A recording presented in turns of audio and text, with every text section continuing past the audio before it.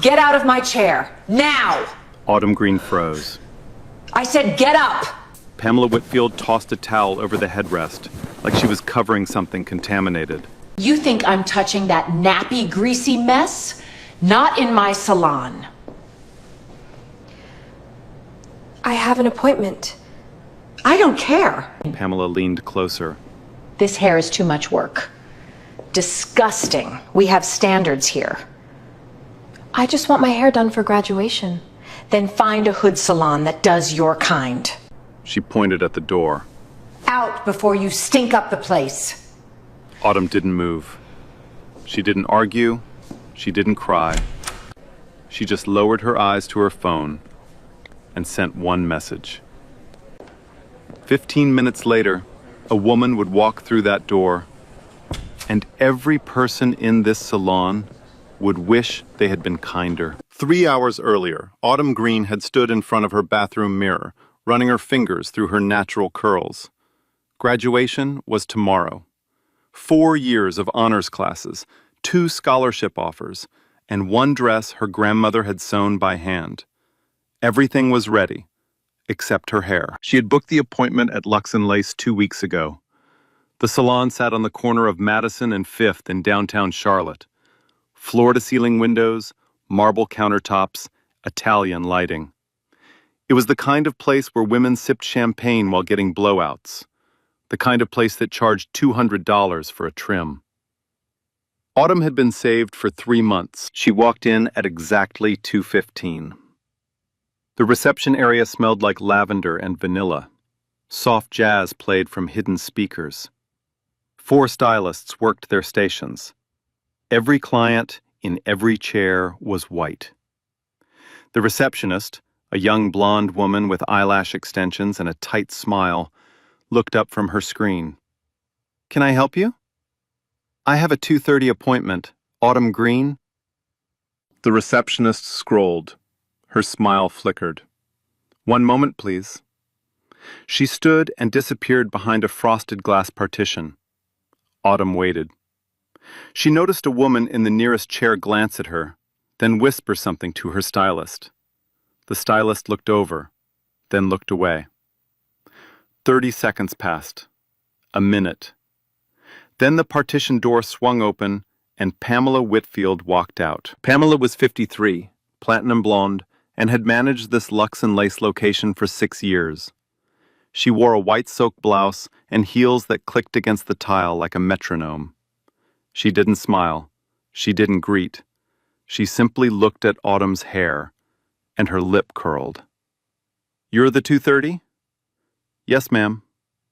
Pamela exhaled through her nose. She turned to the receptionist. "Who approved this booking?" "It came through the online system." "Well, the online system doesn't screen for—" Pamela paused, choosing her words the way someone chooses which knife to use. "Compatibility." She turned back to Autumn, folded her arms, looked her up and down the way you inspect something you're about to return. And that's when she said it. "We don't do that kind of hair here." The words landed in the middle of the salon like a glass breaking on tile. Every dryer paused.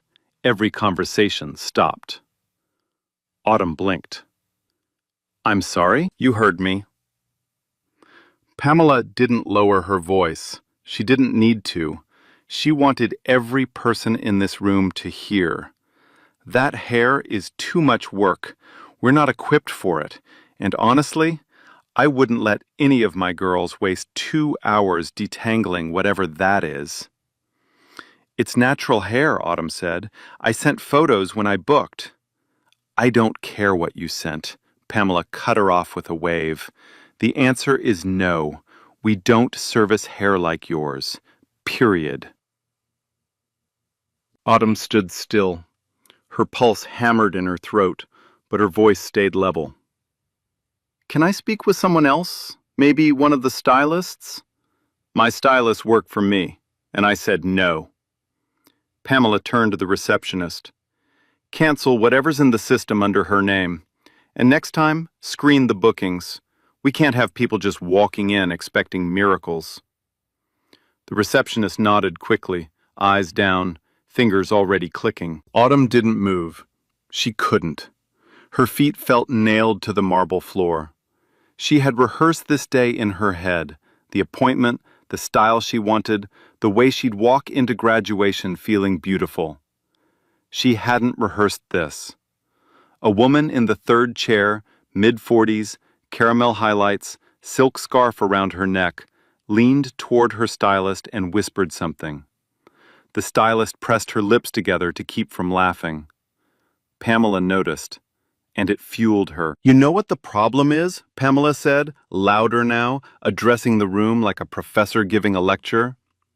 "People see a nice salon and think it's for everyone. It's not. We specialize in a certain texture, a certain standard, and if your hair doesn't meet that standard, you go somewhere else. That's not discrimination, that's quality control." A few heads nodded. Not all, but enough. And that was the thing about cruelty in public spaces. It didn't need a majority. It just needed silence. And silence was everywhere in this room, draped over the styling chairs like the capes that covered the client's shoulders. Autumn's throat tightened. She looked around the room. 12 women. Not one of them looked back at her. One adjusted her highlights in the mirror as if nothing was happening. Another scrolled through her phone, thumb moving in lazy circles. A third studied her own cuticles with the intense concentration of someone who had decided, in real time, that a teenager's humiliation was less important than a manicure. "I booked an appointment," Autumn said again, quieter this time. "I saved up for 3 months." "And that's supposed to make me feel what, exactly? Sympathy?" Pamela tilted her head. "Sweetheart, my clients spend $300 in a single visit without blinking. This isn't a charity. This is a business." She turned to Mrs. Caldwell, the way a comedian turns to the front row. "Can you imagine? She saved for 3 months. For a wash and set." The emphasis landed like a punchline. Mrs. Caldwell smiled, a thin, careful smile. The smile of a woman who didn't want to be cruel, but wanted even less to be on the wrong side of Pamela Whitfield. "I just want to look nice for graduation," Autumn said. Her voice was barely above a whisper now. "Then buy a wig," Pamela said. She didn't even look at Autumn when she said it.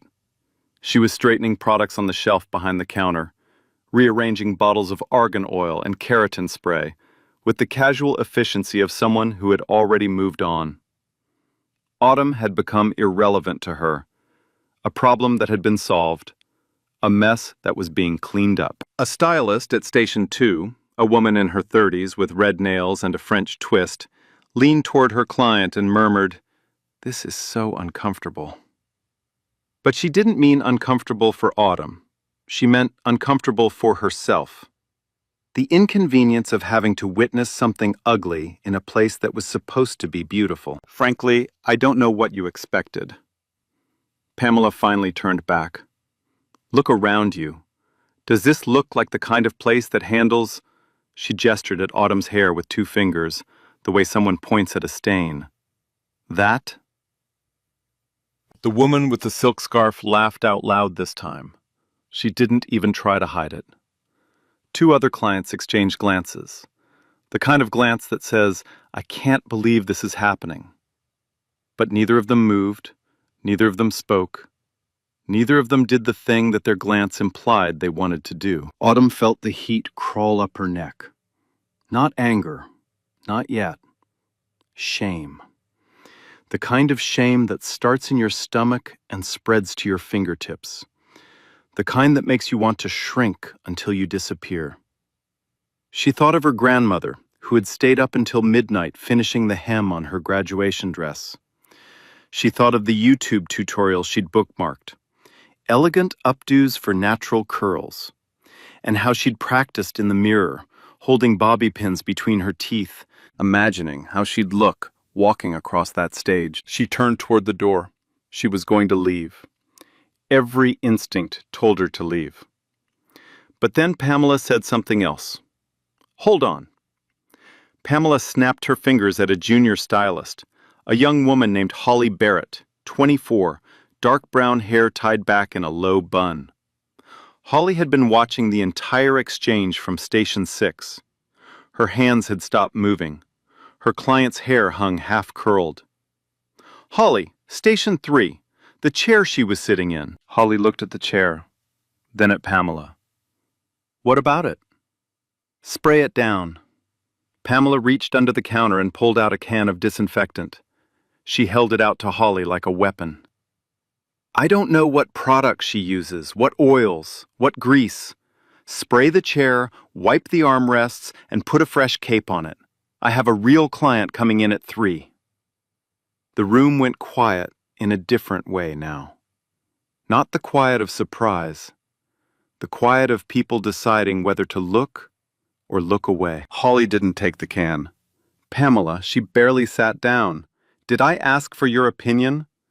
Pamela's voice dropped, cold, controlled.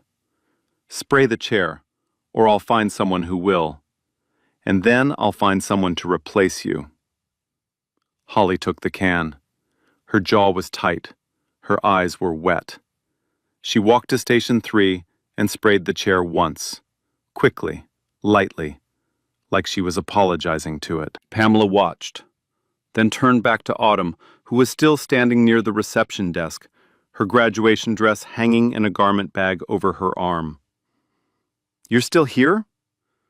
Let me make this really simple for you." Pamela took one step closer. She was close enough now that Autumn could smell her perfume, something floral, something expensive, something that had no room for people like Autumn. "This is a premium salon. We serve a premium clientele. And your hair, that thick, tangled, unmanageable mess, does not belong in my chairs. Not today, not ever." She pointed at the door. "There are plenty of places on the west side that do braids, cornrows, whatever you people call it. Go there." Autumn's fingers trembled around the garment bag. She bit the inside of her cheek hard enough to taste iron.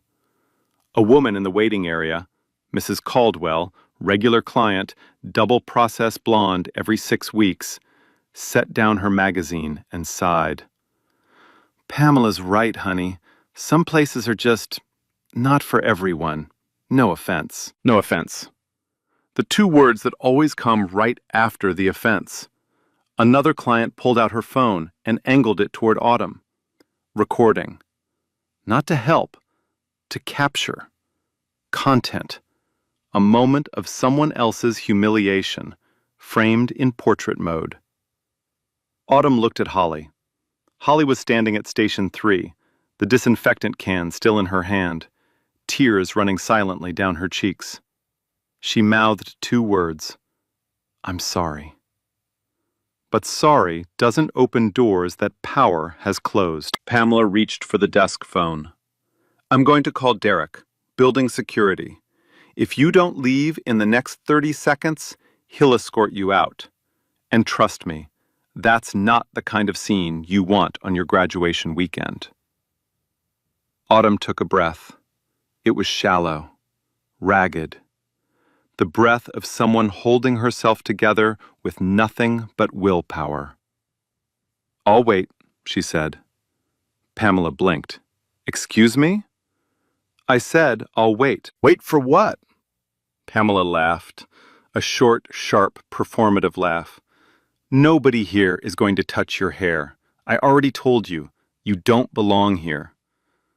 Autumn looked down at her phone. A message glowed on the screen.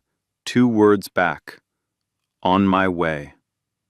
She looked up, met Pamela's eyes, and for the first time since she'd walked in, she didn't look away. "I'll wait," she said again, and sat down in the waiting area. Pamela stared at her. The entire salon stared at her.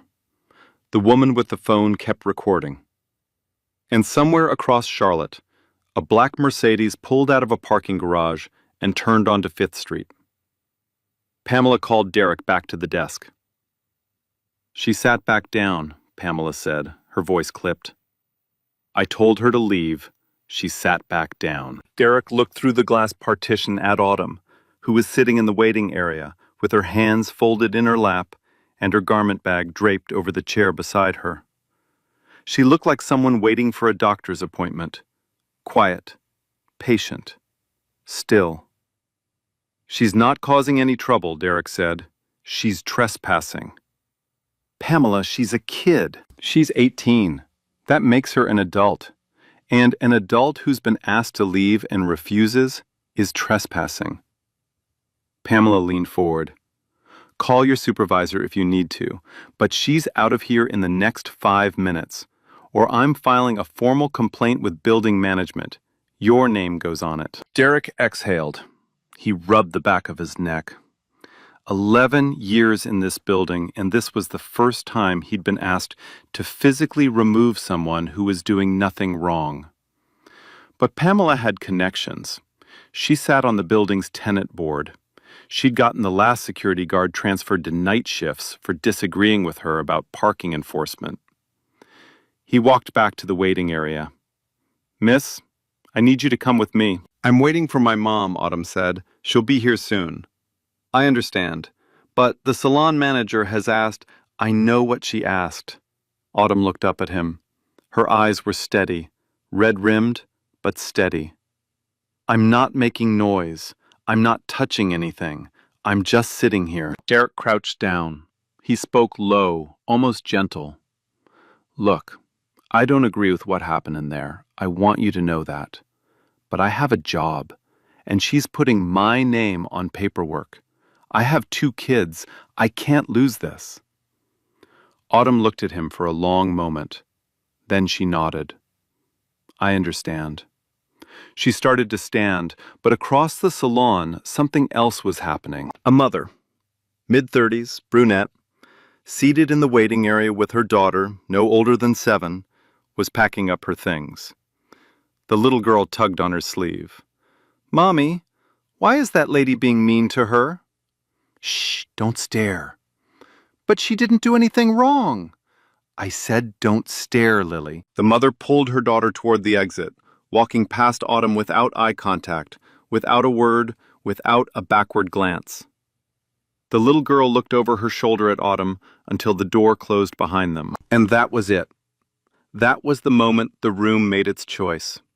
Not with a vote, not with a declaration, with footsteps, with turned heads, with the soft click of a purse closing. One by one, the salon sealed itself shut around Pamela's verdict. Not because anyone agreed, but because no one was willing to pay the price of disagreeing. Holly was still at Station 3. She hadn't moved since spraying the chair. Her client, a woman in her 60s with silver-streaked hair, had been watching everything through the mirror's reflection. She hadn't said a word. "Holly," the client's voice was barely a whisper. "Are you all right?" Holly shook her head. She couldn't speak. If she opened her mouth, she would either cry or scream, and neither would save her job. "Just finish my hair, sweetheart," the client said softly. "Keep your head down." Keep your head down. 4 words that have kept injustice alive since the beginning of time. At the reception desk, Pamela was on the phone with corporate's answering service, leaving a message. Her voice was loud enough for Autumn to hear every syllable. "Yes, I need to flag an incident at location 12. A non-client refused to vacate after being told we couldn't accommodate her hair type. I had to involve building security. I'm requesting a formal policy update. We need a pre-approval process for hair texture before appointments are confirmed. Some kind of intake screening. This cannot happen again."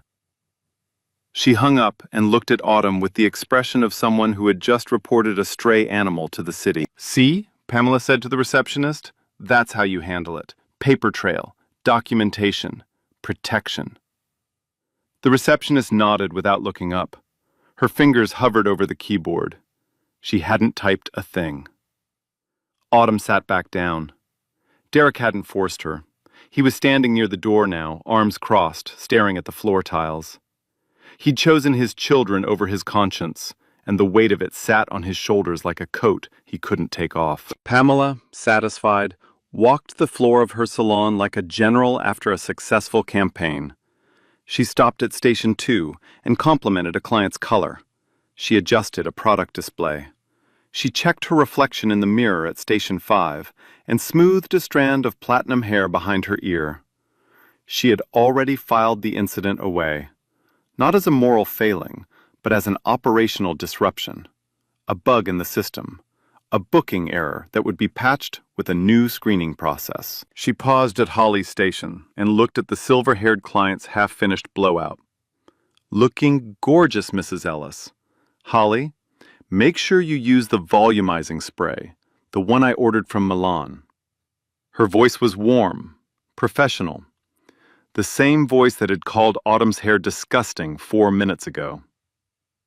That was the thing about Pamela Whitfield. She didn't see the contradiction. She was kind to the people she had decided deserved kindness, and ruthless to the ones she hadn't. And in her mind, that wasn't cruelty. That was curation. The salon resumed. Dryers hummed back to life. Scissors snipped. Conversations returned. Quieter, more careful, but they returned. The world has a terrible talent for adjusting to cruelty, smoothing it over like water closing around a stone. At Station 4, a client was telling her stylist about a vacation in Santorini. At Station 1, another was debating between balayage and ombre. The rhythm of the salon had restored itself around Autumn's presence, the way a river flows around a rock, acknowledging it, avoiding it, never stopping for it. Autumn was alone. Completely, utterly alone. Surrounded by people and entirely invisible. The stylist who wanted to help had been threatened. The guard who disagreed had been leveraged. The child who spoke truth had been pulled away by her own mother. Even corporate had been called, turned into a bureaucratic weapon, a paper shield for prejudice dressed up as policy. She could hear the dryers and the soft chatter and the ambient jazz, and all of it sounded like a world that had already decided she wasn't worth the interruption. She thought about standing up and walking out. She thought about the bus ride home and what she would tell her grandmother, the woman who had stitched every bead on her dress by hand, who had said, "You're going to look like a queen, baby."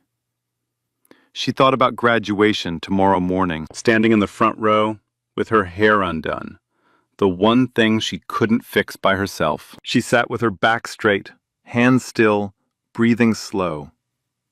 There is a kind of composure that looks like peace, but is actually war.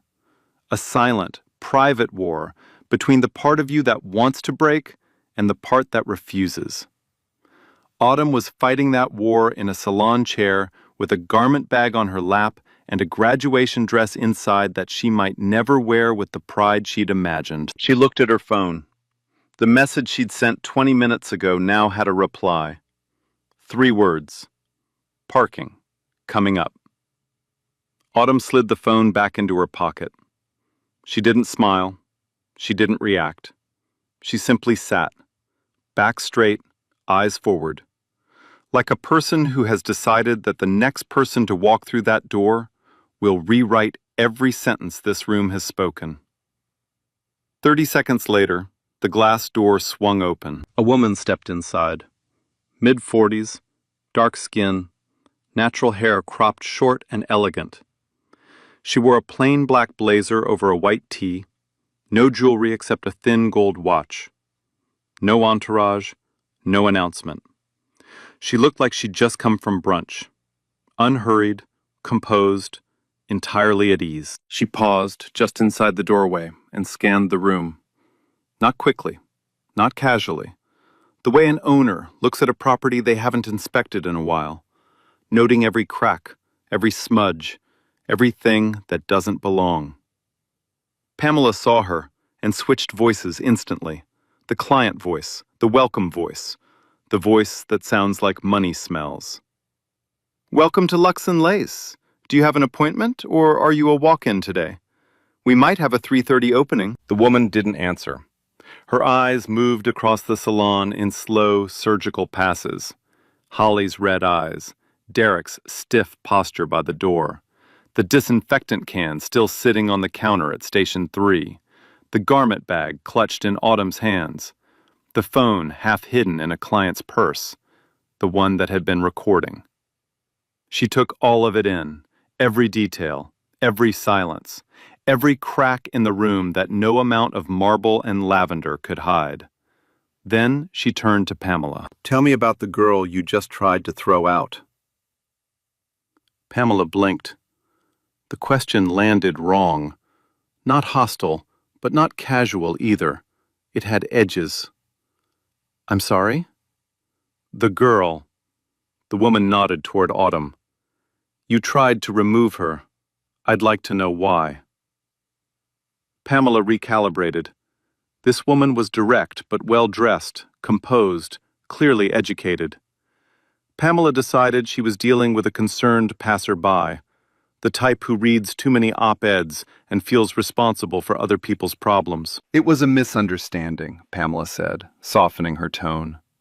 "She booked online, but we're not equipped for her hair type. I explained that to her, politely, multiple times. She refused to leave."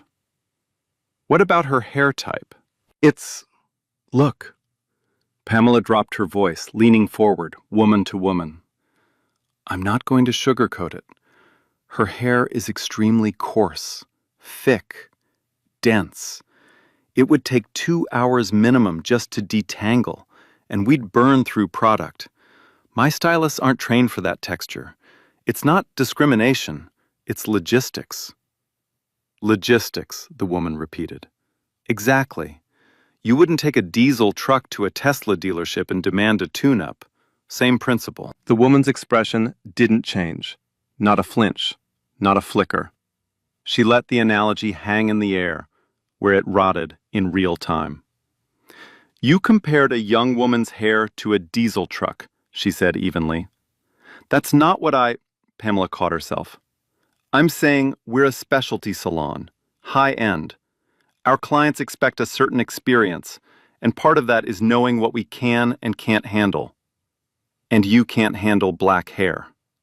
"I didn't say that. You said her hair was too much work. You called it disgusting. You told her to find a salon on the West Side." The woman listed each item like reading charges from an indictment. "You had a stylist spray disinfectant on the chair she sat in. You threatened to fire the one employee who offered to help. And then you called security on a teenager whose only crime was booking an appointment at a salon she found online." Pamela's jaw tightened. This wasn't a concerned passerby. This was something else entirely. "Who told you all that?" "Nobody told me. I have ears.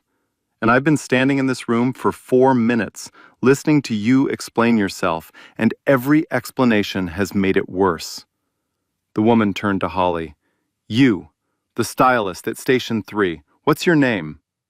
Holly's voice came out thin. "Holly Barrett?" "Holly, you offered to do the girl's hair?" "Yes, ma'am." "And what happened?" Holly glanced at Pamela, then at the floor, then back at the woman. "I was told I'd be fired if I touched it." "For offering to serve a customer in a salon?" "Yes, ma'am." The woman nodded once. She turned to Derek. "And you, security. You were asked to physically remove her?" Derek stood straighter. "Yes. I told Ms. Whitfield the girl wasn't causing any disturbance. She said she'd file a formal complaint with building management, with my name on it, if I didn't escort the girl out. Were you comfortable with that?" "No, ma'am. I was not." The woman looked at Mrs. Caldwell. "And you, ma'am, in the chair with the magazine. You told the girl that some places aren't for everyone. Is that correct?" Mrs. Caldwell's mouth opened. Nothing came out for 3 full seconds. She looked like a woman who had just realized her words had been transcribed. I was just agreeing with Pamela. I didn't mean anything by it. I was just making conversation." "Making conversation," the woman repeated. by telling a black teenager that she didn't belong in a salon, while other women laughed, while someone recorded her on a phone.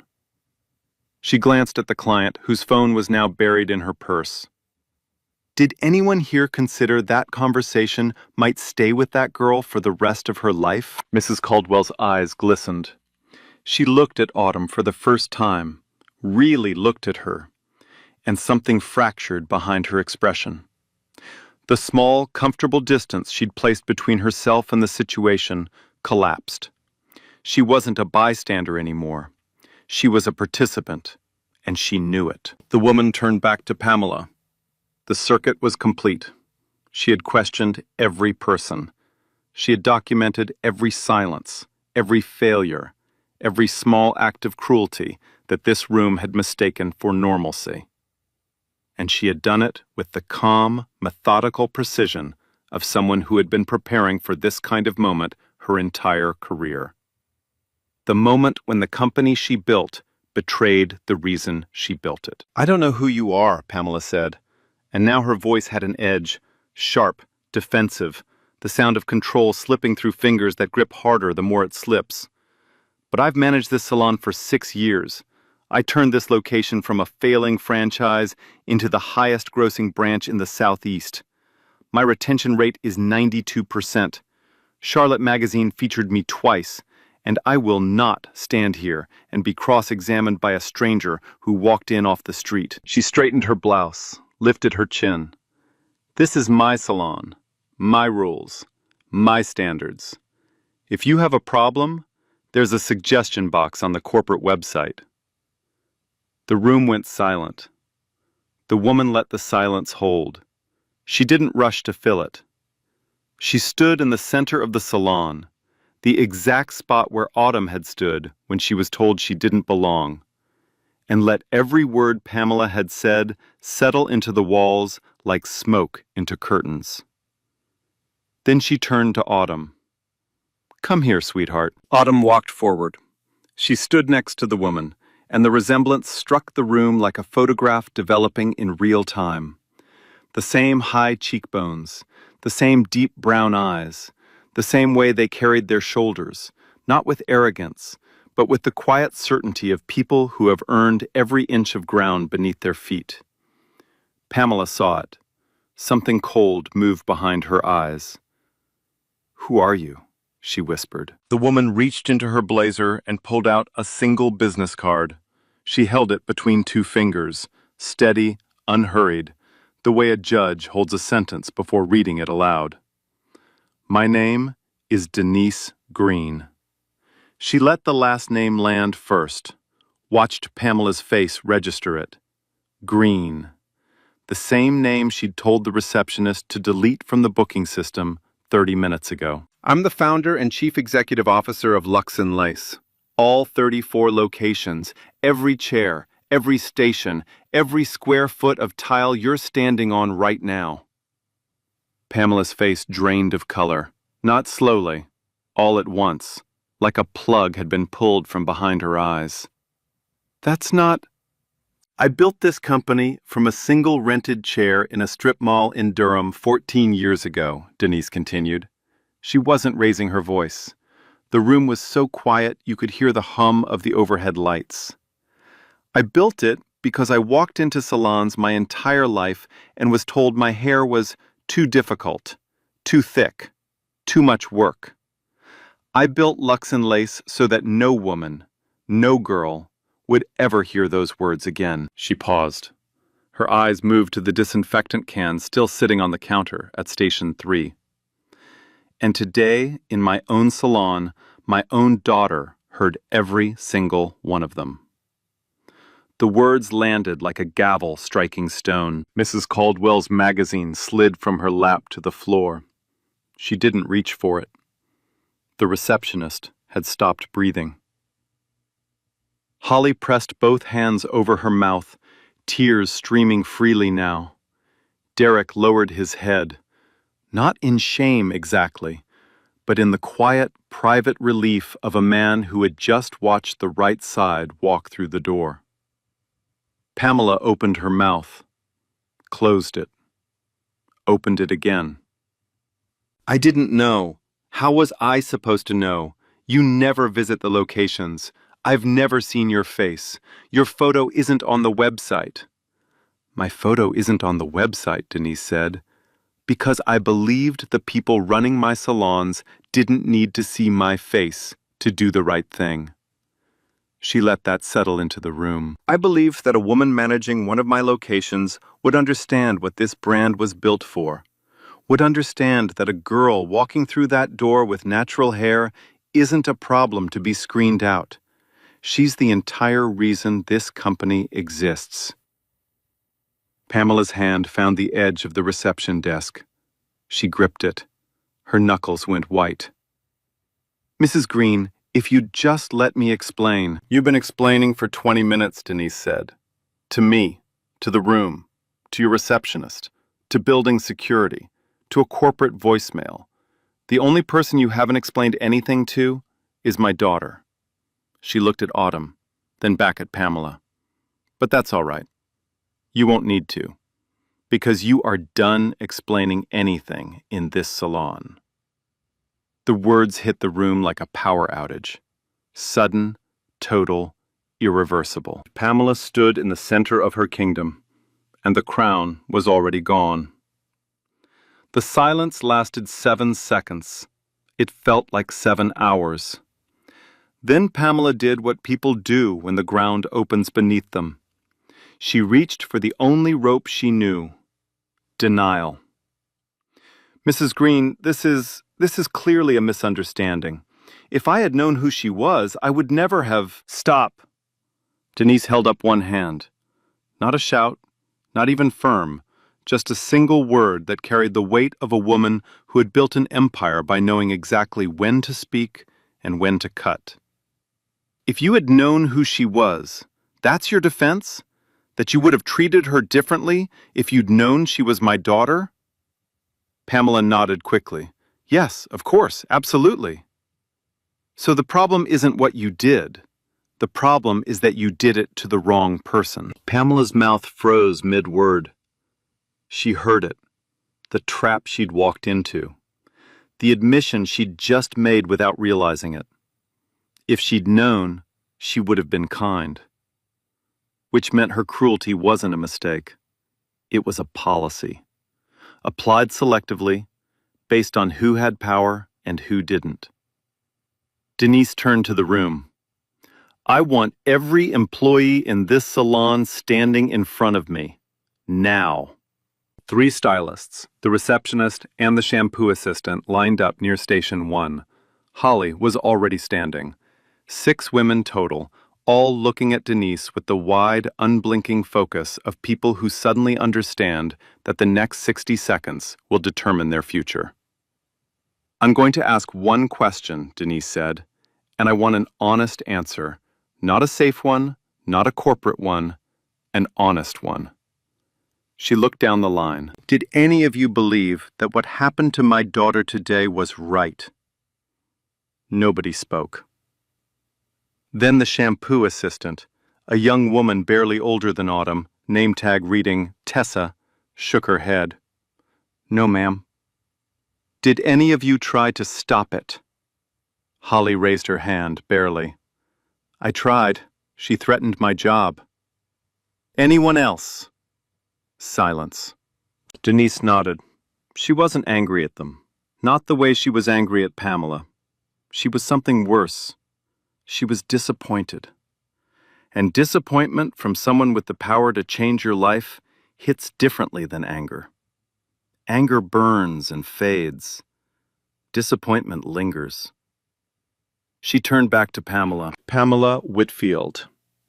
Effective immediately, you are terminated from Lux and Lace. Your access to this location, to company systems, to client records, and to all brand materials is revoked as of this moment. You will receive your final paycheck and any accrued benefits through HR. You will not contact any staff member at this or any other location. And you will leave this building the same way you tried to make my daughter leave. Through that door.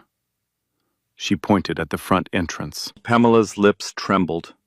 Her eyes were glassy. She looked around the room for an ally, anyone, and found nothing. Not a sympathetic glance, not a pitying smile. Just 12 women, one security guard, and the daughter she'd humiliated, all watching her with the same expression. The expression of people watching consequences arrive exactly on time. "You can't do this," Pamela whispered. "I built this location. I built the clientele. You built nothing." Denise's voice was still quiet, but it carried a blade now.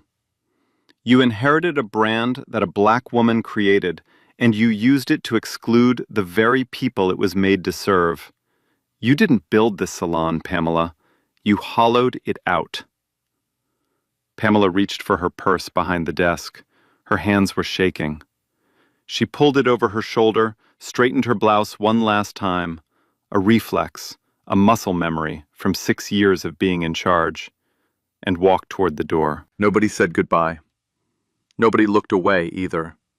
They watched, every step. The click of her heels on tile sounded different now, not like authority, like retreat. The door closed behind her with a soft chime, the same chime that had greeted Autumn an hour ago. Denise exhaled. She turned to Holly. "Holly Barrett." Holly flinched. "Yes, ma'am?" "You tried to help my daughter. You were threatened for it, and you stayed anyway." I didn't do enough. I should have said more. You did what you could inside a system that punished you for trying." Denise reached out and put a hand on Holly's shoulder. "That's not weakness. That's survival. But starting today, you won't have to survive in my salons. You'll be able to lead." Holly blinked. Tears spilled. "I'm appointing you interim manager of this location, effective now. I'll send a regional supervisor to support the transition, but this salon needs someone who understands that a chair is a chair, and every woman who sits in it deserves respect. Can you do that?" Holly nodded. She couldn't speak. She just nodded and wiped her eyes with the back of her hand. Denise looked at Mrs. Caldwell, who was sitting perfectly still, hands clasped in her lap, staring at the floor. "Ma'am, I'm not going to ask you to leave, but I want you to sit with something. My daughter walked into this salon today and was told she didn't belong. You agreed, out loud, in front of everyone." She paused. "I hope your reflection tonight is uncomfortable, because discomfort is where change begins." Mrs. Caldwell didn't look up, but her chin trembled. Denise turned to Derek. "You were put in an impossible position. Thank you for hesitating. That hesitation mattered more than you know." Derek nodded once. His jaw was tight. His eyes were bright. Finally, Denise addressed the room. Luxe and Lace was built on one principle: every texture, every tone, every time. That principle was violated today. It won't be violated again. Starting Monday, every location in this chain will undergo mandatory training on inclusive hair care. Every stylist will be certified in natural hair techniques, and every salon will display our updated service policy at the front desk. No exceptions, no screenings, no intake filters. If you have hair and you have an appointment, you sit in the chair. She straightened her blazer.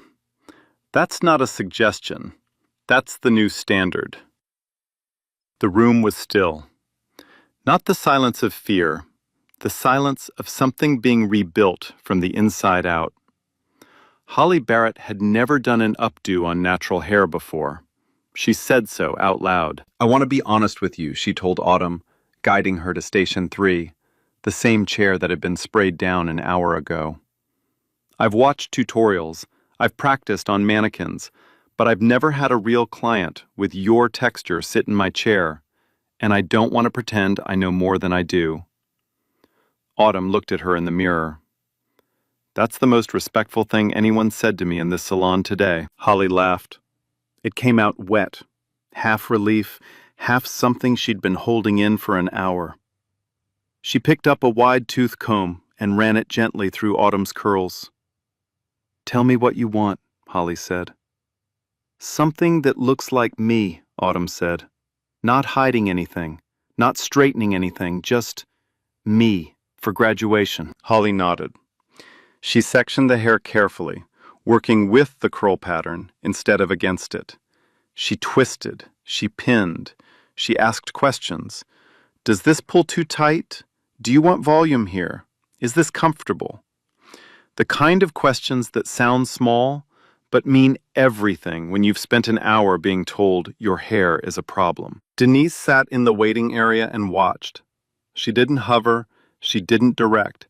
She sat with her ankles crossed and her phone on her knee and let her daughter have this moment. The moment of being cared for by a stranger who chose kindness even when it cost her something. 20 minutes in, the silver-haired client at Station 4, the one who had told Holly to keep her head down, stood up. She walked over to Station 3 and looked at Autumn's reflection in the mirror. "It's beautiful," she said quietly. Then she looked at Holly.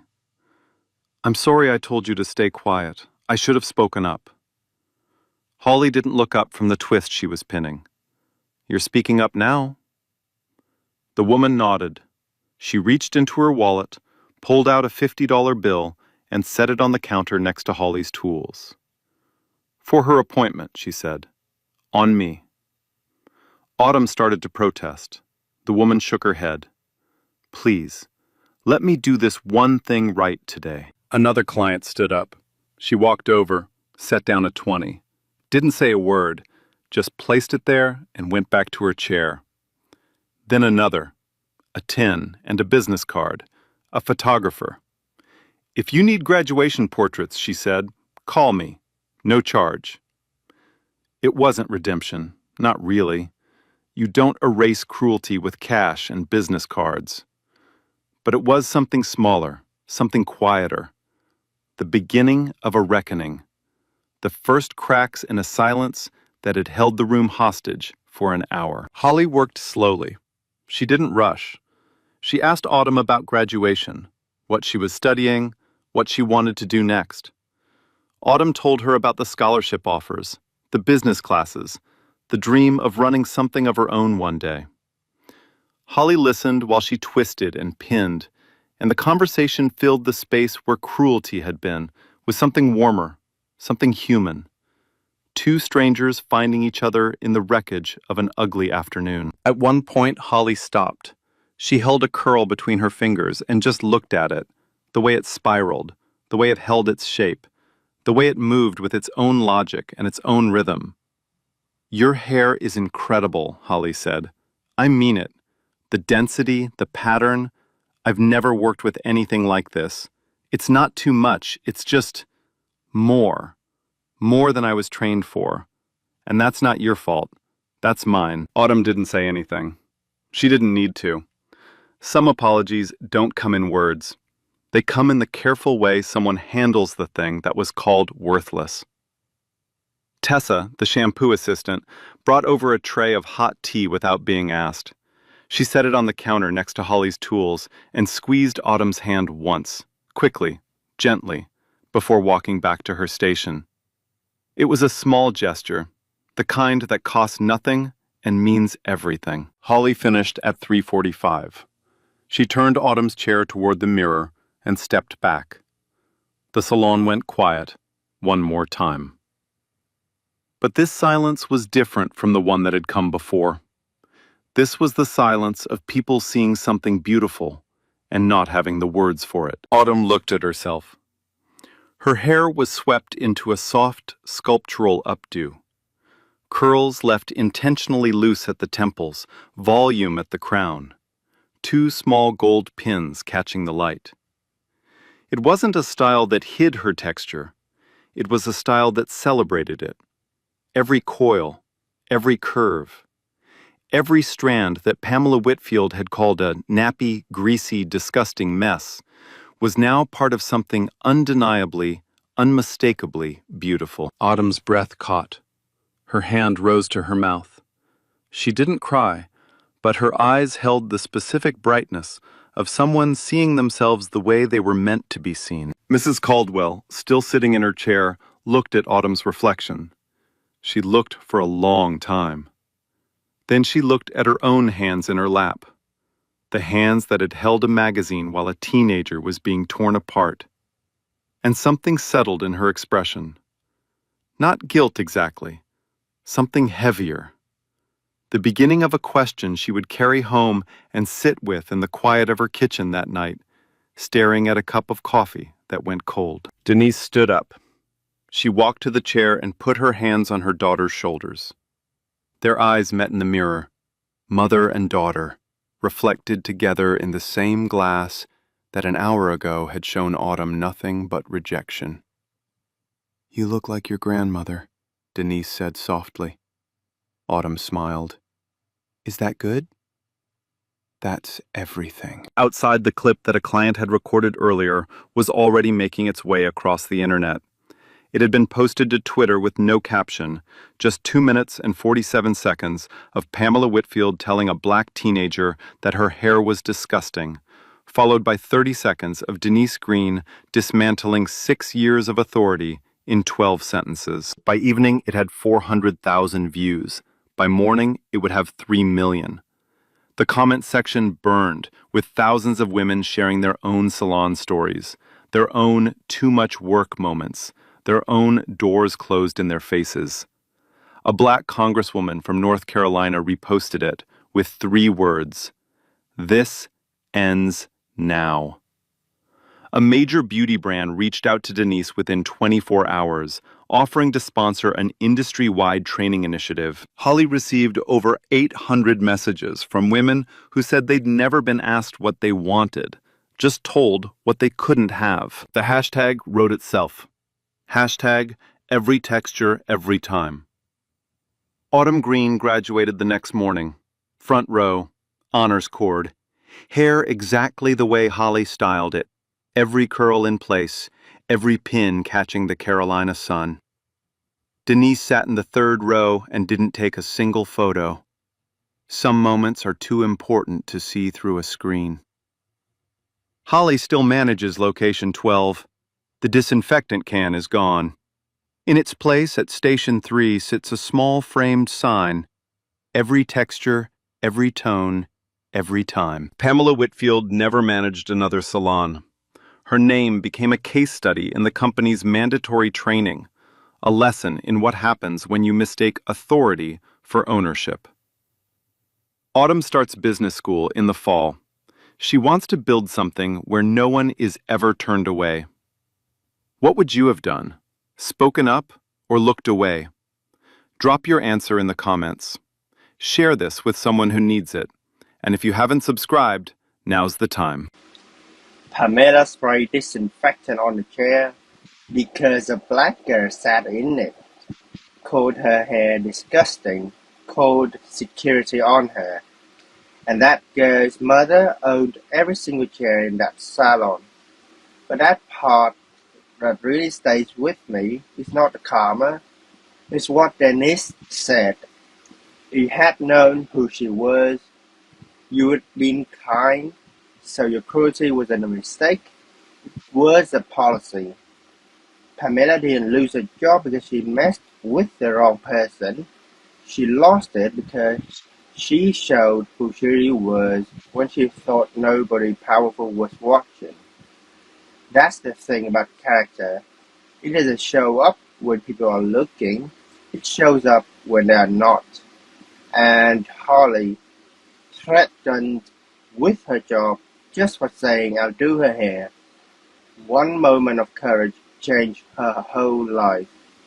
Real talk, we've all been in that room when somebody's being treated wrong and we just looked at our phones, checked our nails, told ourselves it wasn't our business. So I'm asking you to straight up, would you have spoken up or kept your head down? Drop your answer below. I read everyone. If this hit you, share it with someone who needs it. Hit subscribe so you don't miss the what's next. Every texture, every tone, and every time.